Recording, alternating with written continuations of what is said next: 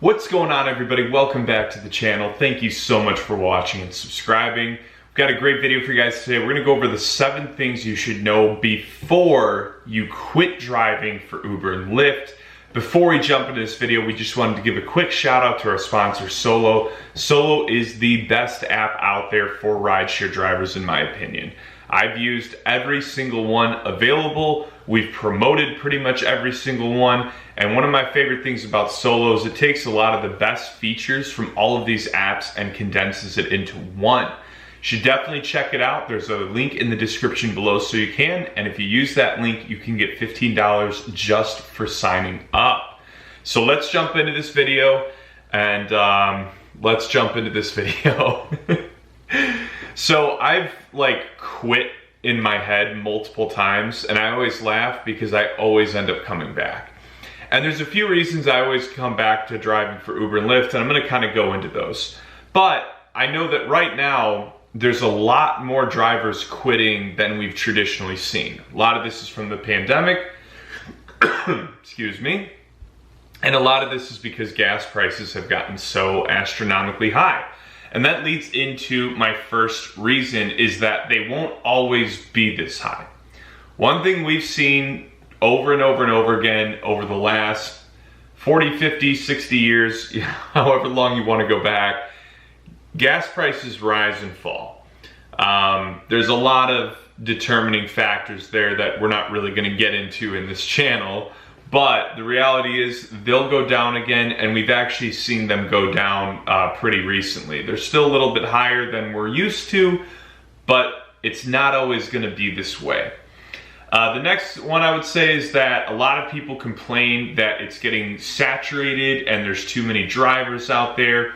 I actually disagree with that. My reason being is that drivers quit every year, or a lot of full-time drivers start driving more part-time.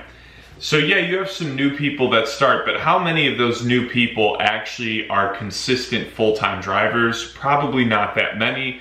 And on top of it, they're still learning the ropes, they're driving in the wrong areas, and there's still plenty of good rides to get. I know this because every time I go out, I still do pretty well. So I don't think anybody should quit because it's getting saturated. You might just need to change up some of your strategies on how and when you drive. The next thing I would say is that you don't have to fully quit. You could do this pretty part-time, and I think that's what most people are really starting to do. And in my opinion, this is really what Uber and Lyft was designed for. Even though I drove full-time for so long, if you've watched this channel enough, you know that I really don't believe in driving full-time. I don't think it's worth it when you're talking down the road after your vehicle's been a little beat up from all the miles and everything else that goes into it. I think part-time is the best way to utilize these apps anyways. So maybe you're a full-time driver and you're just sick of it. Why not tone it back and just do weekends and then take on another part-time job? I don't know about you guys, but for me, sometimes it's doing the same thing over and over again that makes me go a little bit crazy. So if I have a little something else that's different, it makes it a lot more tolerable. On that note, you could also do just holidays. You know, sometimes you can go out on a St. Patrick's Day or New Year's and make 500 to 700 bucks. So maybe rather than quitting, you just need to open up your mind to just doing it a little bit less, or doing it on very select days. The other thing I would say is a lot of people quit because they want to pursue something else. Some want to start a business, some want to, pursue art, music, film, acting, anything like that. Maybe it's just a new career in general.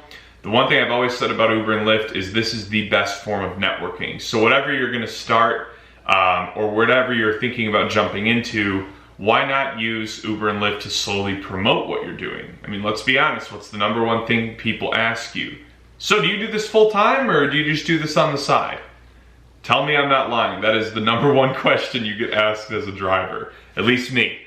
So if you have that opportunity to then talk about what you do, pass out a business card, get them to follow your Instagram, rather than just quitting, use it as a tool that's going to segue you to the next step. Next on the list is, I would say, just to really explore your options before you quit. I've noticed with myself that the mindset, and I think like most people, is that the grass is always greener on the other side. Uber and Lyft is pretty exciting when you first start it, and really for that first year, I think it's a little bit of a, not a rush, but it feels better than anything you've done before, right? Especially once you really get the hang of it. But then as time goes on, you get fatigued, you feel like there's something better out there. I'm not saying there isn't, but I am saying that stopping this to maybe just go to a normal job, that might not be the answer. Now, if money's the issue and you just need to go get a much higher paying job, then obviously this doesn't apply. But I think a lot of people then look for another type of gig or something that can be more lucrative.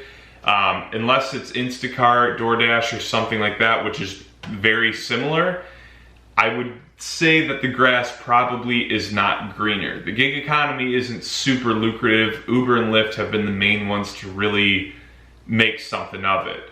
But then, you know, if you're good with tools or something like that, you know, there is the app TaskRabbit, and you could do simple handyman work and probably make a lot more. So I don't know what it is that maybe you are or are not looking into, but the one thing I would say is really weigh the pros and cons before you make that decision. I only say that because I've quit for other things before, and I came right back because I just needed some time off from it more than anything.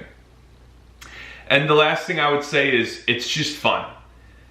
And really think, kind of on that last one, really think about if what you're going to do next or potentially pursue next is going to be as enjoyable as Uber and Lyft is. I know a lot of days it's really not, but for me, I have a lot of days where I really enjoy it. And there's a lot of days where I have one awesome conversation with someone and that makes the whole day. Maybe the money's just really good another day. Maybe every passenger just happened to be really cool another day. But I found that compared to most things I've done, I've really always had more good days. Just overall good days driving for Uber and Lyft than I have from a lot of other things I've done in my life. So anyways, guys, that's my list. I hope you guys enjoyed it. Please like, share, comment, subscribe. Check out Solo, linked in the description below, and I will talk to you guys soon.